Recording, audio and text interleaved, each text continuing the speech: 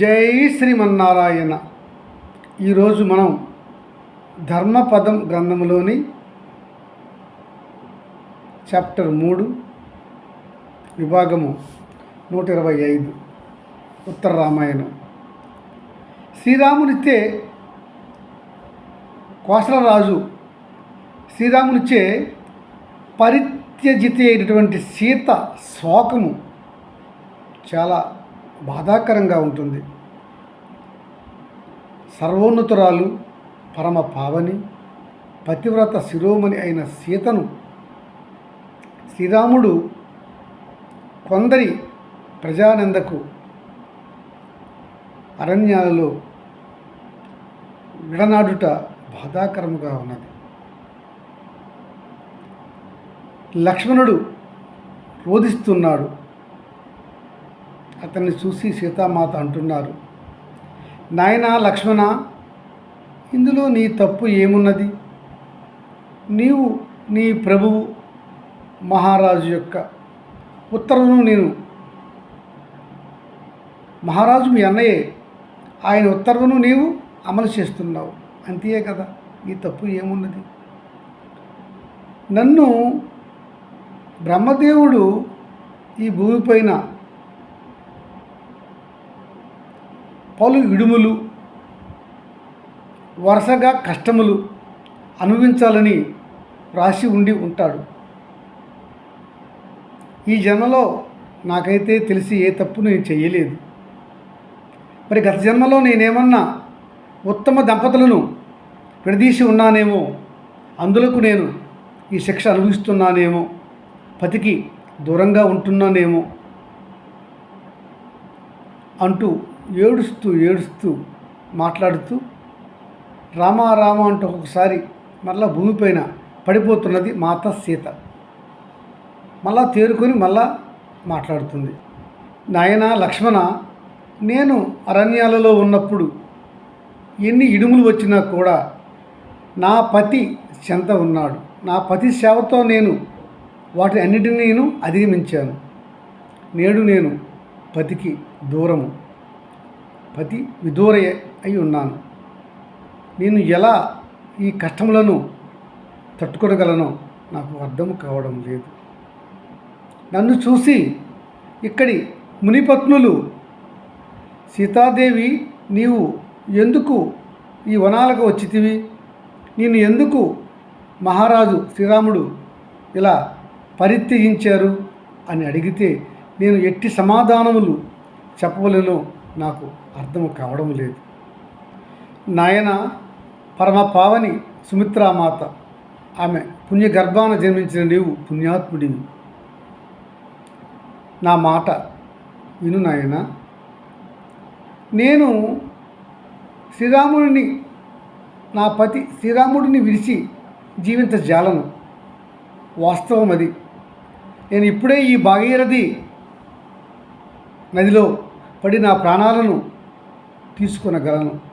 కానీ నా గర్భములో నా పతి శ్రీరాముని యొక్క వంశాంకురము ఉన్నది. ఆ వంశాంకురాన్ని నేను ఎట్లా నాశనం చేయగలను? అట్టి అధికారం నాకు ఎక్కడిది? కనుక నేను నా ప్రాణాన్ని కూడా నేను త్యాగం చేసే అధికారం లేకుండా ఉన్నాను. నాయన సౌమిత్రి, నీవు నన్ను ఈ వనంలో విడిచిపెట్టి క్షేమంగా వెళ్ళు. కానీ నేను చెప్పబోయే 2 మాటలు విని నా పతిదేవునికి, నా అత్తమామలకు చేరవేయి. మాతా కౌసల్య, నీవు పరమ ధార్మికురాలివి, ఉత్తమురాలివి. నన్ను కొడలుగా కాక కూతురు కంటే ఎక్కువగా చూసుకున్నావు.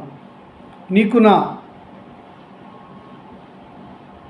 సహస్ర వందనాలు. మీ యొక్క అభిమానాన్ని నేను మరవలేను తల్లి. మీరు క్షేమంగా ఉందురుగాక. నీ కుమారుడు శ్రీరాముడిని క్షేమంగా చూసుకొందురుగాక. మాతా సౌమిత్రి, మీరు పుణ్యాత్మురాలు. మీకు ఆ దేవుడు సర్వవేళ కాపాడుతుండుగాక. మీరు నాకు చూపించినటువంటి ప్రేమాభిమానాలు నేను ఎప్పటికీ మరవలేను తల్లి. మీకు శతసహస్ర వందనాలు. మాతా కైకేయి, మీకు నా సహస్ర వందనాలు అని చెప్పి ఆ తదుపరి, ప్రభు శ్రీరామచంద్ర, నేను నిష్కలంకిని అని మీకు తెలియను. అగ్నిదేవుడు, పరమశివుడు, బ్రహ్మదేవుడు, ఇంద్రుడు, వరుణుడు లాంటి దేవతల సమక్షంలో నా యొక్క శీలాన్ని మీరు గుర్తించారు. అగ్నిదేవుడు చెప్పిన మాటలు మీరు విన్నారు, నన్ను దగ్గరికి తీసుకున్నారు. కానీ నేడు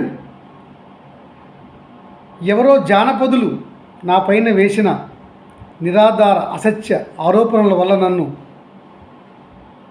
ఇలా పరిత్యజించారు. లోకనందకు జడిసి మీరు నన్ను పరిత్యజించారు. సరే ప్రభు, మీరు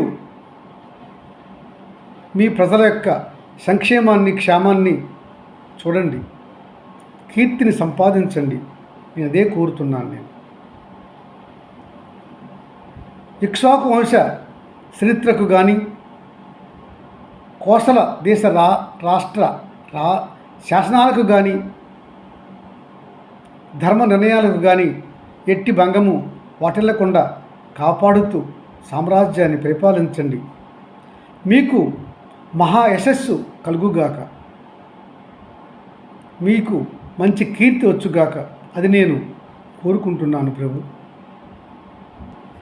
ప్రభు శ్రీరామచంద్ర, మీకు అపకీర్తి తెచ్చుదానని నేను కాను. నేను అపకీర్తి తెచ్చుదాను అని మీరు భావించిన తక్షణమే నేనే మీ నుంచి తొలగిపోవలసి ఉండెను. నాకు ఆ మాట తెలియక నేను అయోధ్యలో మీతో ఉన్నాను. మీకు మత్సరానిచ్చే బాధ్యను నేను కాను, మీకు మత్సరానియను. శ్రీరామచంద్ర, నీ ప్రజలను కన్నబిడ్డల వలె పాలించుము. నా గురించి, నా ప్రాణముల గురించి మీరు ఆలోచించవలదు. మీరు దేశాన్ని ధర్మంగా పరిపాలించి కీర్తి ప్రతిష్టలు మీరు పొందవాలని నేను మనసారా కోరుకుంటున్నాను. శ్రీరామచంద్ర, నా బొందిలో ప్రాణం ఉన్నంత వరకు మీరు నాకు పతిదేవుడు, దేవుడి కంటే మిన్న. సతికి పతియే దైవము, దైవము కంటే మిన్న అని నాకు తెలియను. మీరు లేని ఈ జీవితాన్ని మీ ఆజ్ఞగా ఎలాగోలాగా కొనసాగింతును. ఎందుకనగా నా గర్భమున మీ వంశాంకురము ఉన్నది కనుక నేను అన్యథా ప్రవర్తించను. ప్రభు, చివరిగా మీకు నా నమస్కారములు. మీకు దేవుడు సర్వవేళల సర్వ కర్మలలోనూ శుభాన్ని కలిగించుగాక. మీకు ఇవే నా చివరిసారి వందనములు. నాయన లక్ష్మణ, ఈ నా పలుకులు మా అత్తలకు, నా పతికి తెలియజేయి. నేను గర్భవతిని అని నీవు సంకోచించకు. ఈ వనములో నన్ను విడిచి నీవు శీఘ్రమే అయోధ్యకు చేరుకో నాయన అని మాత సీత చెప్పింది. లక్ష్మణుల వారు ఏడుస్తూ భూమిపైన పొర్లుతూ లేస్తూ, అతని యొక్క బాధ వర్ణనాతీతంగా ఉన్నది. లేచి, మాత, ఈ వనములో నా అన్న రాముడితో కలిసి మీరు లేకపోవడం వల్ల మీ ముఖాన్ని కూడా నేను చూడలేకపోతున్నాను.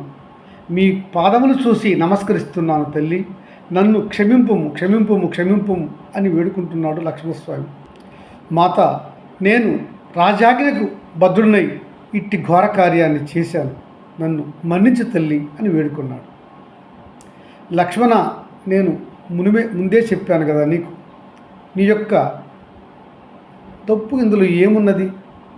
నీవు రాజాజ్ఞను పాలించితివి, అంతే కదా.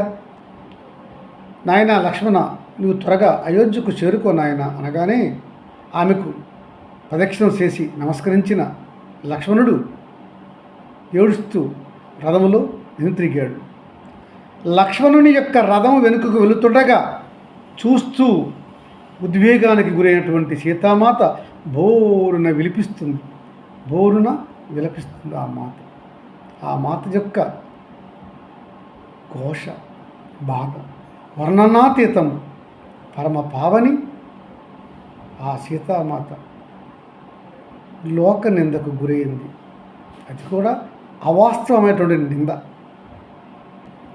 ఆ సీత ఘోషిస్తూ బాధపడుతూ, హా దైవమా, మహారాజు భార్యనైన నేను సౌశీల్యముతో ఇంతకాలము జీవించి ఉన్నాను. నేడు నేను పతికి దూరమైతిని. ఇక నేను ఇక్కడ నుంచి నా జీవితాంతము నా పతికి దూరంగానే జీవించవలను కదా.